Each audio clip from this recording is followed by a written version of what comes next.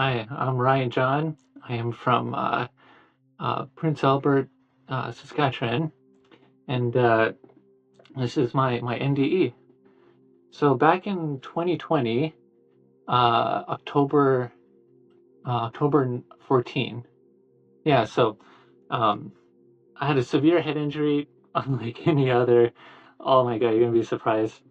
So it was like any other regular day. It was like late night. It was around October. It was starting to get cold. And I went out to Boston Pizza, and like I usually do, I ordered a large pizza from there, and I was waiting in the lobby area, just minding my own business and stuff. And then there's this person named Trent Fox, and like he was strung out on meth for like 5 days. He was drinking, had no memory of everything. So I'm in the lobby area, and this guy comes running in full speed. He pulls out a 4-inch hunting knife, and then he stabs me right in the back of the head right here. And then I felt it go to the middle of my brain, and that was later confirmed through doctors and stuff. So I stood up, and I'm really stunned, and I'm instantly dizzy. And then I took a step back, and I'm trying to wonder what the hell's going on. And then so he is swearing at me, saying, "You effing snitch," and stuff like that. But um, and he doesn't know who I am. He doesn't know anyone from Prince Albert. I don't know anyone from North Battleford, which is where Trent Fox is from. He's currently locked up after all this. So I stood up to. I took a step back, trying to gain composure. Then he grabs me by my vest, pulls me in, and then he stabs me right in the jaw right here, to the middle of my brain, going upwards. And the moment he did that, I could literally see the blade go right behind my eyes, right through me. I could see it go in because it affected my sight for a while and stuff like that. So I get stabbed second time, and this time I really feel it, and now I know what's going on. Because the first stabbing, I didn't know what he hit me with, but the second one, I seen the knife go like right into my head, and so uh, he's swearing at me, and I took some more steps back, trying to gain composure, and then the manager at Boston Pizza walks in, and he sees everything that's going on a camera, so he runs to the front lobby, tells him to get out, and surprisingly he does, and I'm getting more dizzy, and I'm starting to hear the sound of like water rushing. And then I look down, and there's literally a puddle about this big, like in between my legs, and I am spraying out of my head. And now, uh, uh, Trent Fox, he left. He exited the building, and then the manager called the cops, and I wanted to go after the guy. I was gonna go after him, and I thought, you try to kill me, I'm gonna try to disarm you so you don't hurt anyone else. Because I was thinking about all the other people that was working at the Boston Pizza. I was the only customer there. So, he takes off, cops get called, and it just so happened to be that the cops were right across the street when they got that call. And so they arrested him right away in a parking lot, and he was trying to steal a vehicle. Meanwhile, I'm bleeding out of my head like crazy, and I had real long hair up to my shoulders. So I'm trying to find where the stab wound is, and I can feel the first one right here, and I was able to cover that. But the second one, I could not.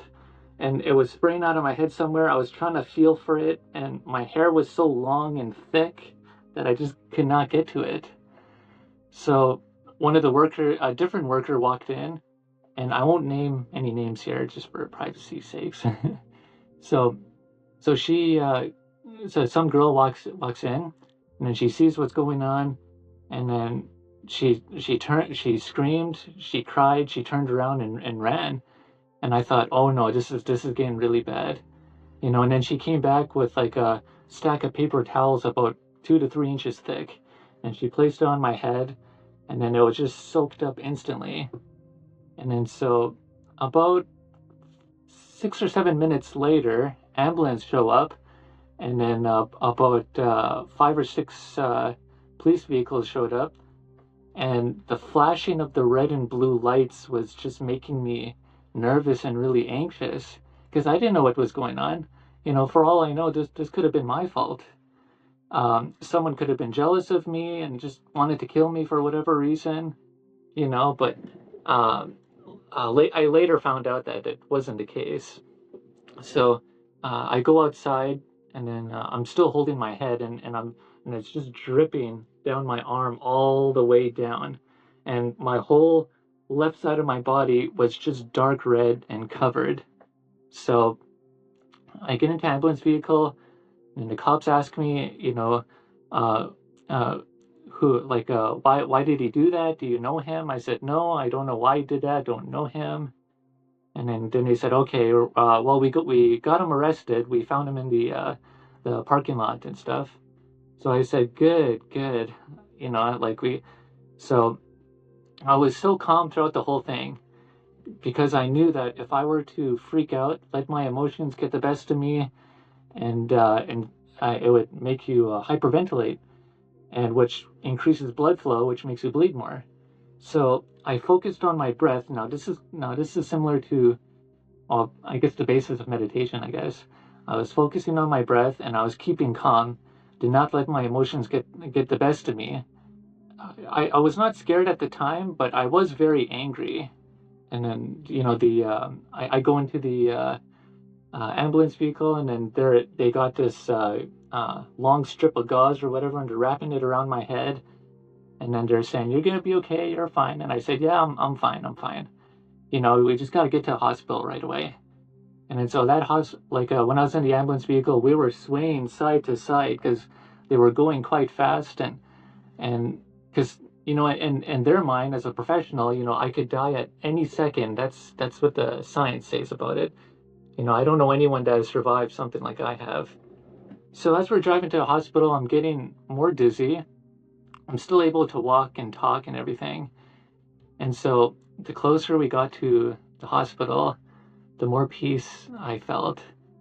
And I've studied near-death experiences before, and I knew that was a bad sign that I was dying.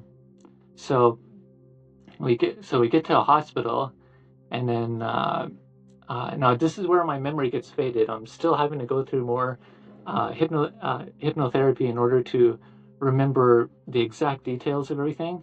So I get to a hospital, and then my memory starts going in flashes after that. 1 minute, I'm laying on a table getting X-rays, CT scans, and stuff like that.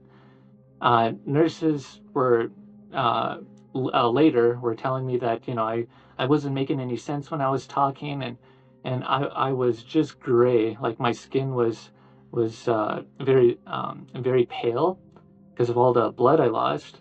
And then I started to feel even more light. My body started to feel light, and then my heart was beating really hard.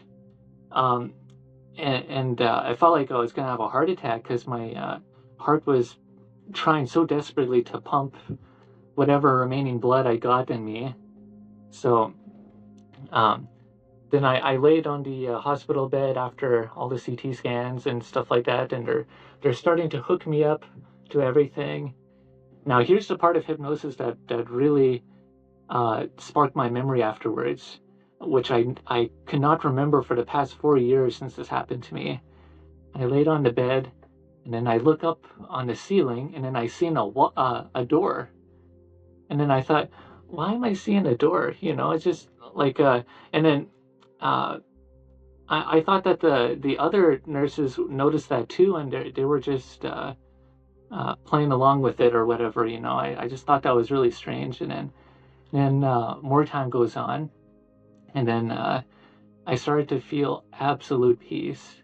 I reached a point where my stabbing, it just didn't really mean anything.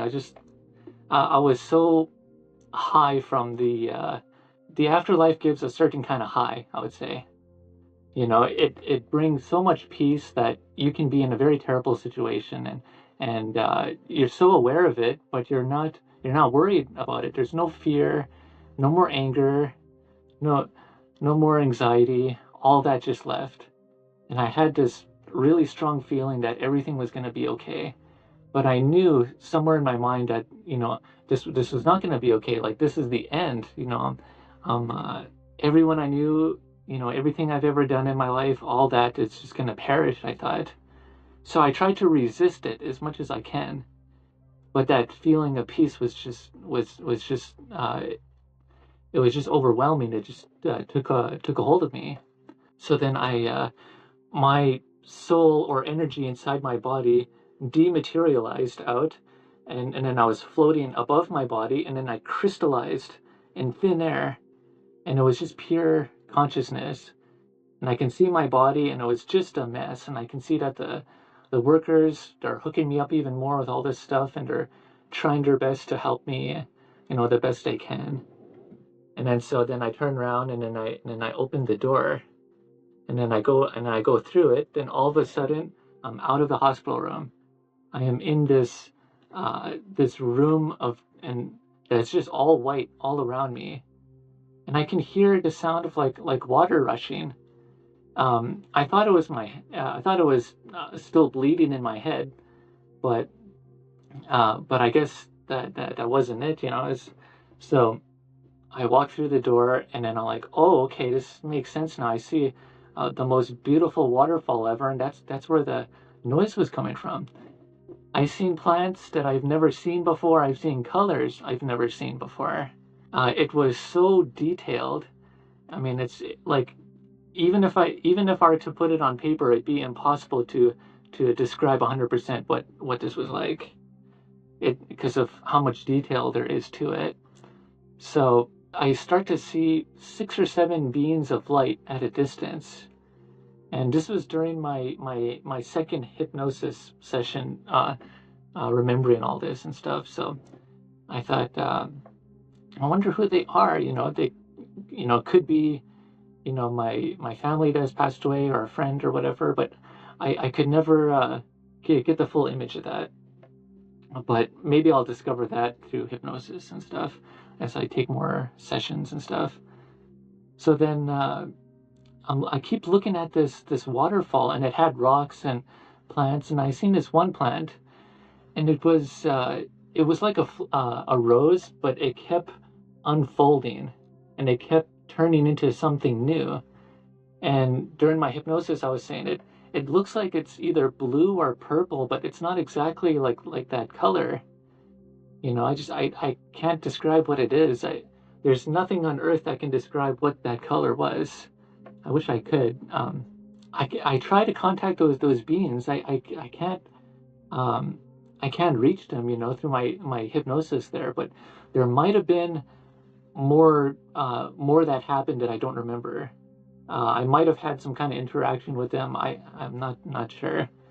So then, I was in uh, it was almost like the Vatican Church in a way. It was like an old 1800 style like wall or structures like all around me in white.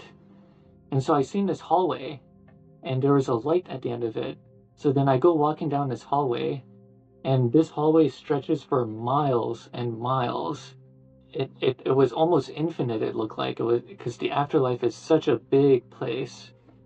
So I told my hypnotherapist at the time, I said, I can't, I'm just going on and on here. I can't seem to get anywhere. And then she said, just focus on that light at the end of the tunnel as much as you can. And then I did. And I start going at the speed of light down this hallway. Everything is just like faster than speed of light, I would say. And everything's just passing by me, all these building-like structures, and I could see the like a narrow hall. I could see the ceiling and everything, and all that. So I keep traveling. I'm going faster and faster, and it feels like it's just ripping me apart. I'm going so fast, and because the energy it produces was so strong. Then all of a sudden that light at the end of the tunnel is getting bigger and bigger. Then I just broke right through, very gently, by the way, by the time I broke through. And then once I broke through, I was in another room, and then it looked similar to the previous one, but it was room that I was in, but it's way bigger. And then I thought, where am I? This is so strange. Like, so I started to see what kind of looked like bubbles coming from the sky, and or the ceiling, I guess. And it was coming down, and I thought, oh, this is kind of hilarious. I thought, I'm seeing bubbles. And then um, so I zoom in, and I travel to one of them, and then I realized that each one had a city in there, and all those cities were made of light. And then so I went right into one of them. I wanted to see the others, but there was just so many of them, and some say that time doesn't exist, but I had some sense of time when I was on the other side, and so I thought, well, I can't stay in this place forever. I want to go home, but I want to know what this is showing me. So then I concentrate more, and then once I popped into the city, it was the most detailed city I've ever seen. The buildings, the structures, it kind of looked like uh, the buildings that you would see in like Japan, like the rich side of town, I'd say. Very detailed, very nice, and the air was so clean. The air had a different feeling to it. It's not like the air here. The way how you breathe over there is very different. And so I was wearing this white suit for some reason. I'm not usually the type to wear suits. I wear a vest all the time, because I ride, Harley Davidson and stuff like that. This is not really me. I found this whole experience to be strange. So uh, I'm literally traveling around a city, and I am floating above it, and there's no wires connecting to any of the electronic systems in this city. Every city felt like it had like a computer in it. It was an artificial consciousness of some kind. Like consciousness just brews everywhere and in every object. And so I'm looking around, and I see this one building. It was really tall. It was kind of like the World Trade Center, but it was in white, and it was like it was like crystallized, but it's going upwards. There were all kinds of lights around it, and there were windows and stuff like that, but there was nobody in the city. I could see uh, the traffic lights, the roads, the streets. I can see all of it, but there's nobody there. I don't. But I have the feeling of profound peace. I still have that, and it's just increasing as it goes on. This feeling of peace. So I thought, oh, whatever. So I want to keep exploring here, keep looking around. So, and then before I knew it, I was floating above this one building, and it had these rectangular shape of lights, different colored lights that were shooting out of it, of all different colors. The ones that I can recognize, some of them I couldn't. And then so I floated closer to it, and then I started to have the taste of chalk in my mouth, like a sweet chalk. I thought, that's really strange. And so I thought, well, while I'm here, I might as well eat, since I eat so much. I'm not going back to Earth anytime soon. So I tried to grab it, but then it just passed right through my hand, and I could feel it. I could feel it go right past my hand. It was really gentle. It felt really nice. And then I tried to reach forward to try to grab a bite, but I couldn't. It was just there were so many of them going up in the air, and it looked so beautiful. And then I turned around to look at that building that looked like World Trade Center, and I kept staring at it. And then before I knew it, I was just in tears. I was just crying like a baby. I'm not the type to usually cry. It takes a lot. Like, I can go through a lot of pain and I'll be fine. But this feeling of peace and love that was just, it was radiating love and light out of it. Like whoever built these buildings put a lot of time and effort and love into it. And I didn't see no God, no Jesus, none of that, you know.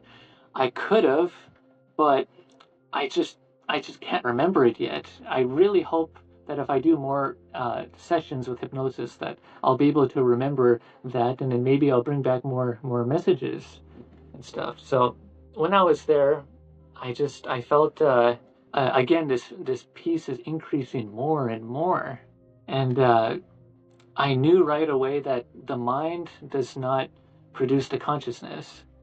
Consciousness is a non-physical thing that comes from elsewhere. I don't know where. Science is still struggling to even prove that, but yet again, we can't even prove what consciousness is. So I now know that your brain is just the receiver. It's the radio antenna to your consciousness. Because otherwise, my consciousness would completely shut down after being stabbed. You know. So I'm searching around the city more and more, trying to find people. Can't find anything. But I was completely okay with it. You know, I felt like a kid again. I felt like I was at least 7 years old. This was the most freedom I've ever felt. I could fly 10,000 feet in the sky and just yell with joy. And it was so much fun. There was so much love, you know, but there was no judgment. I thought that, you know, from like a Catholic background, that once I die, that I was going to be judged for the good and the bad. But there was no judgment. I only judged myself. But I found a lot of forgiveness and stuff. I accepted everything that's ever happened in my past, whether it was good or bad or whatever. I wish I can remember more from this point on because the city was so detailed. But this is where my memory starts to get more chopped up as it goes on, and I wish I can remember, but I believe I will in the future. At some point, I will remember more. So I'm searching around the city, and then I seen this huge uh, ball of light that was in the middle of the city, and this light radiated so much love and so much light, and it was powering the whole city. The whole city runs on this thing, and I'm convinced that that light or whatever it is a piece of God or universe or whatever it is. I don't know. I'm not a Catholic necessarily. I'm more of an independent because I like to think freely and um, not have a certain set of beliefs. You know, I rather be open to everything. So I look up in the sky, and then I see that tunnel where I came from. And then so I told my hypnotherapist, I said, I think I'm done here. I need but I will come back and learn more. So she said, okay. And then so I concentrated on that tunnel, and then I shot right through it. And then as I'm traveling, um, I could see all these space and galaxies and stars and all that. It was all outwards, and it was all like really far distances. And then as I'm traveling, I later learned that I was traveling at the speed of thought, which is hundreds of times more faster than the speed of light, because you're not going to get anywhere with the speed of light.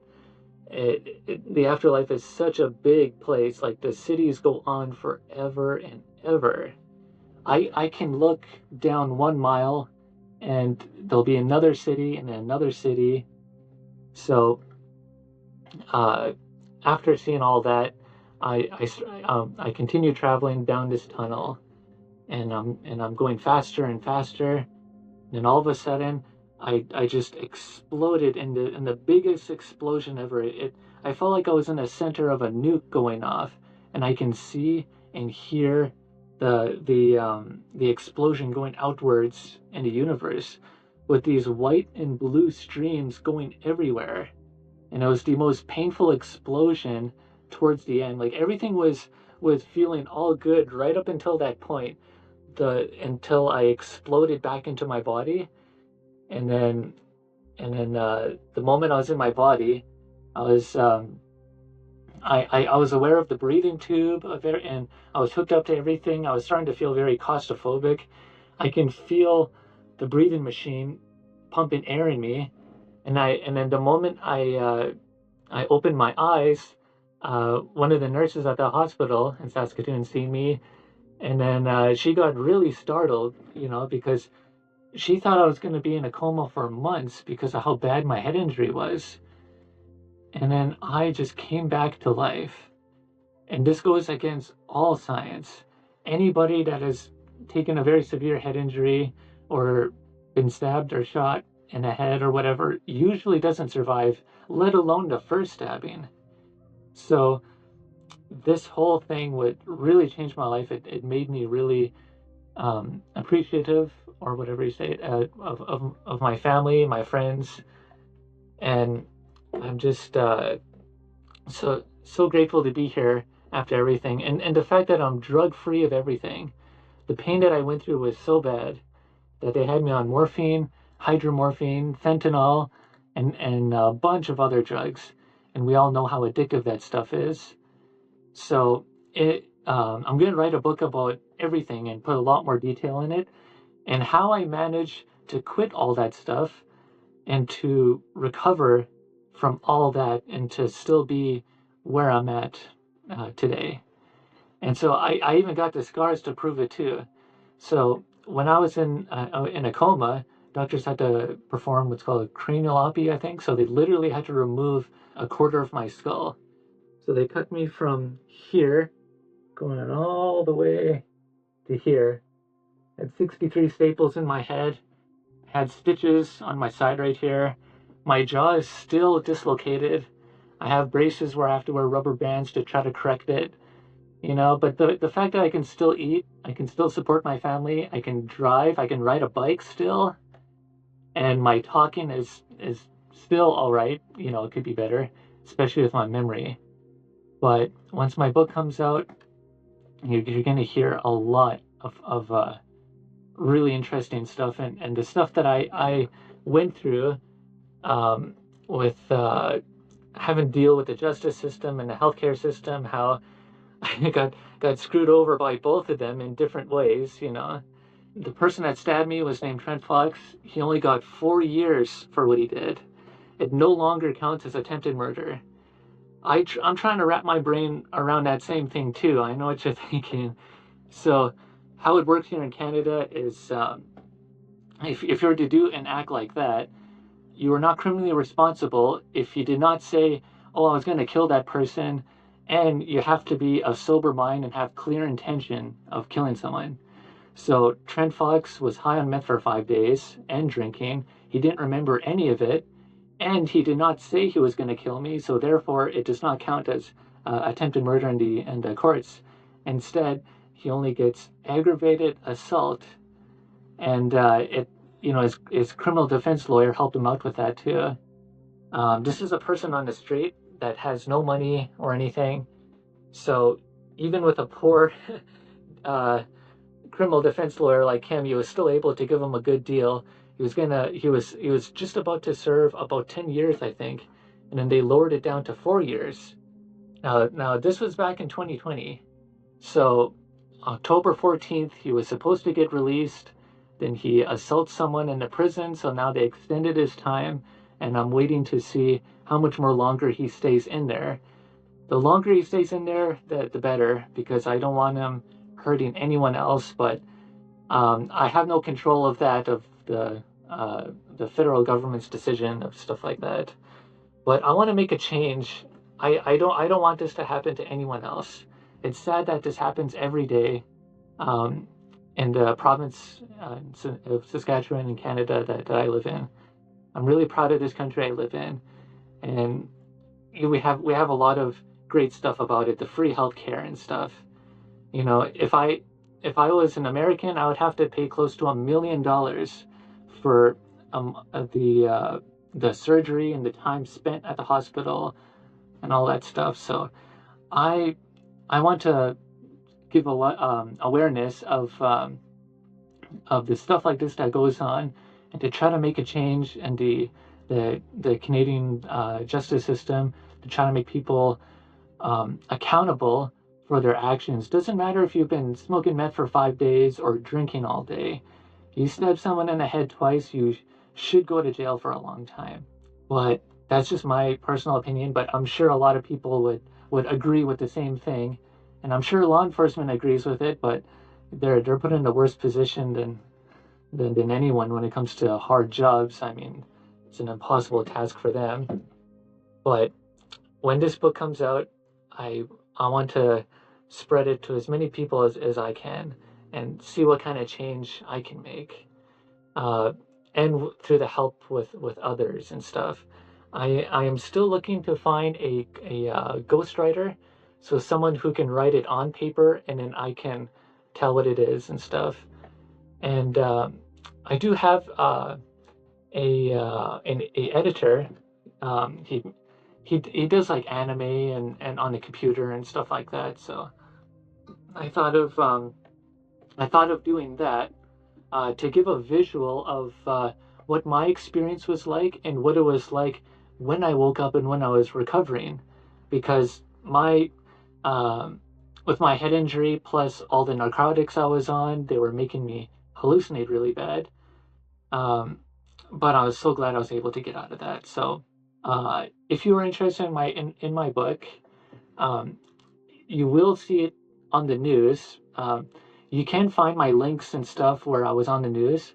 I was on 4 different news channels. I think PA Now, CTV News, Saskatoon, uh, the one for North Battleford. I forget, the one in North Battleford. I forget what that one's called, but it's all on there and stuff. And so you're gonna find my story on my page, and I run my own page called RJ Custom Clothes. And I'll have a picture of the cover and stuff, so you'll know what it looks like and all that. And I'm gonna be going back on the news once my book comes out, when I start promoting it and stuff like that.